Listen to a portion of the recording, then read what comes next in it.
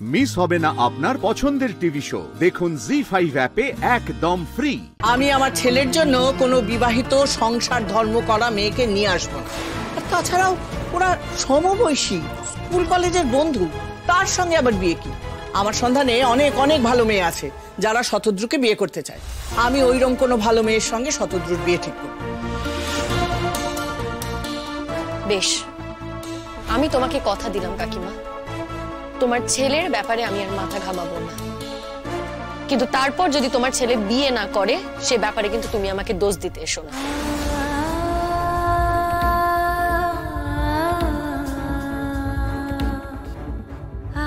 দেখি দেখি দেখি দেখি, ওরে বাপ রে বাপ, এখানে এখনো এত ভিড়। শতদ্রু, এখানে শোন। আরে বল। তোকে তো আমি ডাকছি, আসতে পারছিস না? এইদিকে আয়, দরকারি কথা আছে। শোন না, অর্গানাইজাররা বলছে তোদের গাড়ি রেডি আছে, চল তাড়াতাড়ি চল। শুনেছি কাকিমা এখানে এসেছেন, কেন এসেছেন তুই জানিস? মা তো গান শুনতে এসছে। না শতদ্রু, কাকিমা গান শুনতে আসেননি, কাকিমা আমার সাথে কথা বলতে এসেছেন। এখানে তো সবাই আছে রে, তুই সবার সামনে বল তো, সত্যি কথাটা বল। আমি তোকে আটকাইনি শতদ্রু। তুই যে আমার সাথে যোগাযোগ রাখার চেষ্টা করতিস, তুই যে আমার বাড়ি আসতিস, শ্বশুর বাড়ি, আমি তোকে বারণ করিনি, বলিনি আমি তোকে যে আসিস না আমার শ্বশুর বাড়িতে? তুই যখন আমার সঙ্গে যোগাযোগ রাখতে চেয়েছিস আমি তখনও তোর সাথে যোগাযোগ রাখতে চাইনি। কিন্তু তাহলে আজ কেন আমাকে এতগুলো কথা শুনতে হচ্ছে? আজ কেন কাকিমা আমাকে এতগুলো কথা বলছে? বল কিসের জন্য? এই হিউমিলিয়েশন কি আমার প্রাপ্য? দেখ শতদ্রু, তোর মা হতে পারে, কিন্তু তা বলে যা খুশি তাই আমাকে বলতে পারে না। শোনো, এখন ভালো মানুষই করতে এসো না। আমি কি বলতে পারি আর বলতে পারি না সেটা আমাকে শতদ্রু শিখিয়ে দেবে না। আমার কাছে সব খবর আছে, একদম বাজে কথা বলতে এসো না। মা, তুমি এসব কি বলছো? তুমি তো বললে তুমি এখানে ফাংশন দেখতে আসতে চাও, তাই জন্য পাশের বাড়ির কাকিমাকে নিয়ে এলে, আর এখন তুমি শিমুলকে এসব কথা বলছো? শতদ্রু, এখন থেকে না, অনেকক্ষণ থেকেই বলে চলেছেন শিমুলকে উনি যা নয় তাই করে অপমান করে চলেছেন। শিমুলের কিন্তু এটা প্রাপ্য নয় শতদ্রু। আর তুমি শিমুল দুজন দুজনের বন্ধু, তোমরা পরস্পরকে ভালোবাসো, যা কথা হবে তোমাদের দুজনের মধ্যে হবে। কোনো তৃতীয় ব্যক্তি এর মধ্যে কথা বলতে পারে বলে আমরা অন্তত মনে করি। কি? আমি তৃতীয় ব্যক্তি? আমি মা, আমি তৃতীয় ব্যক্তি? কষ্ট করে আমি আমার ছেলেকে মানুষ করেছি, এখন তোমরা বলছো আমি তৃতীয় ব্যক্তি? আর এই শাখা সিঁদুর পরে ও নষ্টামি করতে থাকবে আর আমি কিছু বলতে পারবো না।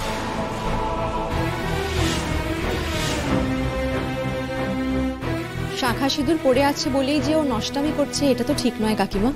আর শাখা সিঁদুর পড়ে আছে বলেই তার সম্পর্ক, মানে তার বিবাহিত জীবনও যে ভালো আছে সেটাও তো নয়। আর শতদ্রুর সঙ্গে তোর বিয়ের আগে থেকেই পরিচয়, ওরা দুজন দুজনকে ভালোবাসে।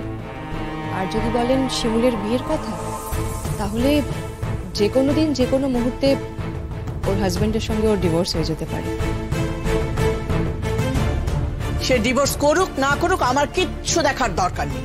আমার ছেলে একটা বিবাহিত মেয়ের সঙ্গে এভাবে সম্পর্কে জড়াবে আমি এটা ভাবতেও পারি না। আর তাছাড়া যদি ডিভোর্স হয়েও যায়, আমি একটা বিয়ে হওয়া মেয়েকে শতদ্রুর বউ করে ঘরে আনবো নাকি? সেটা ভাবলে কি করে? আমরা কি মরে গেছি নাকি? আমাদের কোনো মান সম্মান নেই, আমাদের বংশেরও কোনো মান সম্মান টম্মান কিছু নেই।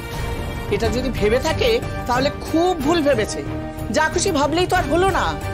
আমার ছেলের জন্য না অনেক ভালো ভালো মেয়ে অপেক্ষা করে আছে।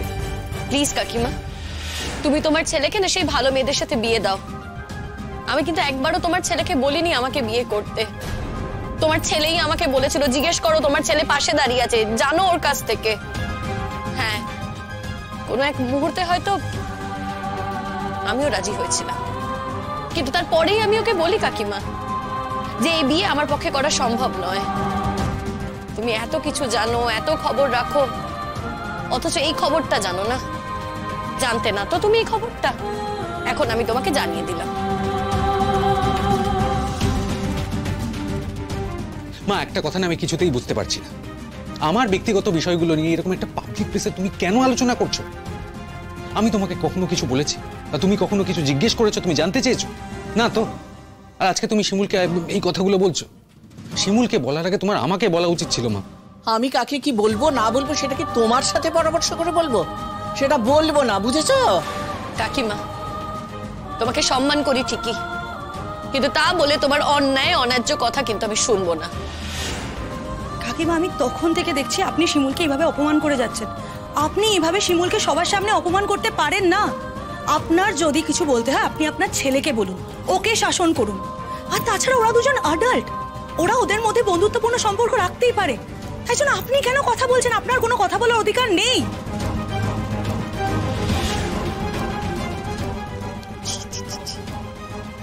কোথায় ভাবলাম তোমাদের প্রোগ্রাম দেখে নাচ গান শুনে দিনটা ভালো কাটবে, তা না।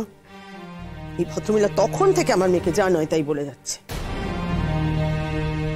শিমুল, আমার মাথার দিব্যি রইল, ওই শতদ্রুর সঙ্গে তুই কোনো যোগাযোগ রাখবি না, রাখবি না। কাকিমা, কাকিমা এইসব আপনি কি বলছেন? দেখুন, আমি তো কিছু বলিনি। যা বলেছে আমার মা বলেছে, অন্যায় করেছে, কিন্তু তার দায় তো আমার নয়। তোমার দায় আছে কি নেই আমি একদম জানতে চাই না, কিন্তু তোমার মা যেভাবে শিমুলের সাথে কথা বললেন সেটা একদম ঠিক বলেননি। এই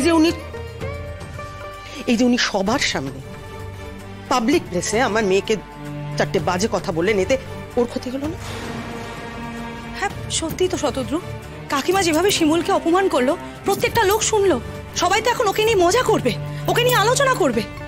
তোমার কাকিমাকে বুঝিয়ে আনা উচিত ছিল যে শিমুল এখানে কি করতে এসেছে। কাকিমা এভাবে সবার সামনে এসে ওকে কিভাবে অপমান করতে পারে? আর যদি কাকিমা শাসন করতে হয় তোমাকে শাসন করবে, সবার সামনে শিমুলকে উনি শাসন করতে পারেন না।